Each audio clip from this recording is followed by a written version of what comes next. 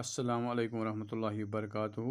پیارے بچوں، مضمون اردو جماعت 7ویں۔ پیارے بچوں، اس پریا رات کرا شروع 3 کہانیاں، پت پری اس پہلی کہانی چالاک بندر۔ آج پرو اس دوسری کہانی۔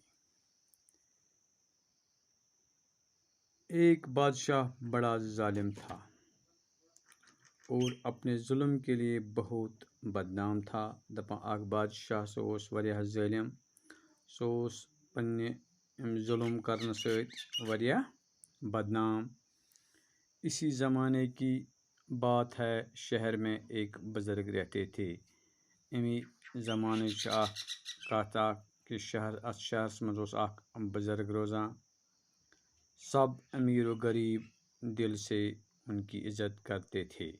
دپان سری امیر غریب یم تس دل سان امس بزرگس عزت کران۔ بزرگ جو کچھ کہتے سب لوگ توجہ سے سنتے۔ دپان بزرگ یہ تہ زن ونان اوس سری لوگ ہسا توجہ سان یہ بوزان۔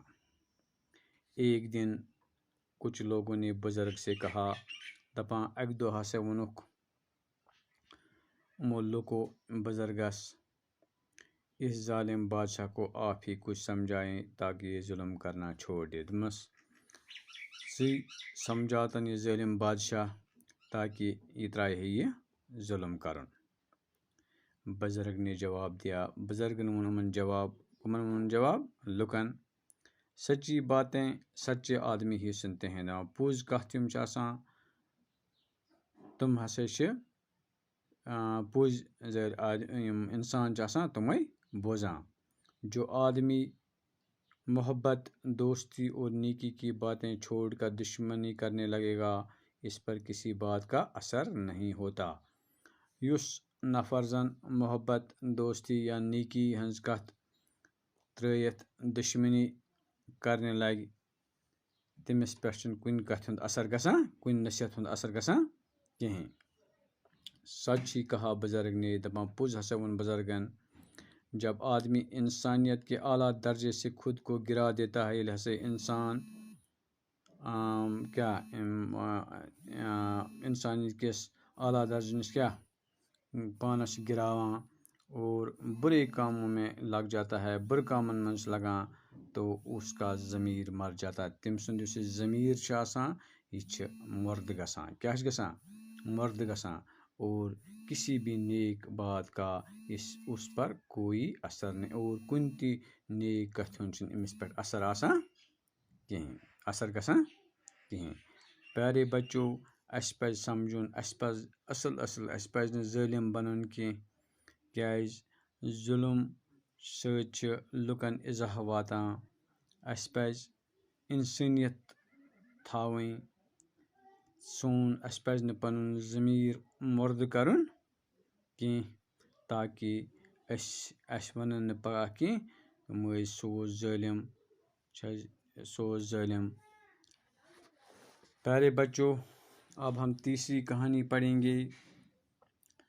تیسری کہانی نیک امیر۔ دپان نیک امیر۔